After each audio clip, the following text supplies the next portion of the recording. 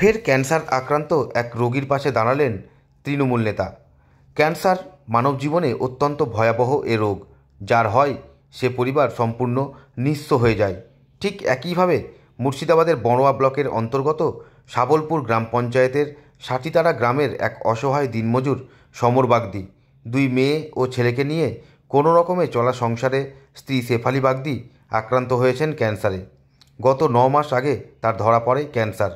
তারপর থেকেই চিকিৎসা খরচ জোগাতে একের পর এক জিনিস সর্বস্বই চলে গিয়েছে। বাকি ছিল বসত বাড়িটুকু, সেটুকুও বিক্রি হয়ে গেছে।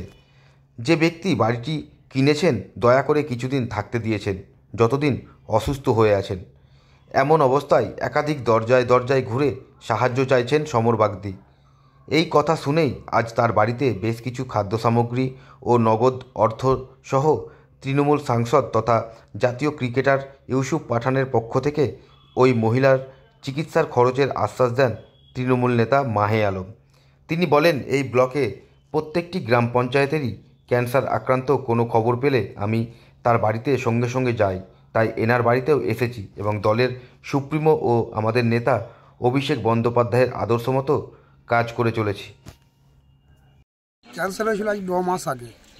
আমি চিকিৎসা দিয়েছিল, গায়ে গায়ে ভিক্ষা করে চালাইছি, কতটা পেরেছি করেছি। তারপরে আমার রোগ ধরা পড়ে, তারপর চিকিৎসা কলকাতায় চলছে। আমার গ্রামের ভাই মমিন শেখকে বললাম, তারপর মমিন ভাই বললো বেশ আমি একটা ব্যবস্থা করে দেবো। তা তন্ময় ভাই, মালন ভাই ওরা এসে যতটা পেরেছে সাহায্য করেছে, আবার সাহায্য করার আশ্বাস দিয়েছে। আমি ওদের পাশে থাকবো, আমাদের পাশে ওরা থাকবে। আমার আর কিছু বলার নেই, আমি তো গরিব মানুষ, আমার ঘর বাড়ি কিছুই নাই, সবই বিক্রি হয়ে গেছে এই নির্দায়ী। এইটুকুই বলার, আর কি বলবো। সরকার থেকে কোনো সাহায্য পান না? সরকার থেকে এখনো পর্যন্ত কোনো সাহায্য পাইনি, তবে আজকে প্রথম এসেছে ভাইরা আমার বাড়ি, ওরা যতটা পেরেছে সাহায্য করেছে এবং আবার সাহায্য করবে, পাশে থাকবে বলেছে। এইটুকুই মানে আশা আমার। উপকার হলো? হ্যাঁ, উপকার তো চরম হলো, যেটুকু দিচ্ছে আমার চরম উপকার। এর থেকে বড় উপকার আর হয় না। আমার এই 2 দিন যে পাশে দাঁড়াইছে ভাইরা, আবার এইটুকুই সব থেকে বড় আশ্বাস। কি নাম আপনার? আমার নাম সমর বাগদি। আপনার স্ত্রী? আমার স্ত্রী শেফালি বাগদি, সাটিতারা গ্রামে। কতদিন ধরে আক্রান্ত ধরা পড়েছিল 9 মাস আগে। তা চিকিৎসা চলে যায় 7 মাস থেকে। কিভাবে করছেন চিকিৎসাটা কী করবো, গায়ে গায়ে চাই ছুঁয়ে বন্ধু বান্ধবের কাছে ভালো মন্দ কাকা বৌদি এবং বাড়িঘর বিক্রি করে চিকিৎসা চালাচ্ছে এখন। এই বাড়িটা বিক্রি করে দিয়েছে? হ্যাঁ, এবারেও বিক্রি করেছে ভাইপো দিকে। এখন আজকে বড়ুয়া ব্লকের অন্তর্গত আমাদের নিজের জিপি, এই শাবলপুর জিপির আন্ডারে সাতিতলা গ্রামে আমার পার্শ্ববর্তী গ্রাম সমর বাগদি, তার স্ত্রী শিপালি বাগদি, তিনি দীর্ঘ সময় থেকে ক্যান্সারে আক্রান্ত। তিনি এই ক্যান্সারে চিকিৎসা করার বাবদে তিনার বাড়ি ঘরদোর সমস্ত সব কিছুই চলে গেছে। আর্থিক অবস্থা এতটাই খারাপ যে মানুষের চেয়ে চুয়ে আজকে চিকিৎসার ব্যবস্থা তার স্ত্রীকে বাঁচানোর জন্য এই চেষ্টা তিনি করে যাচ্ছেন।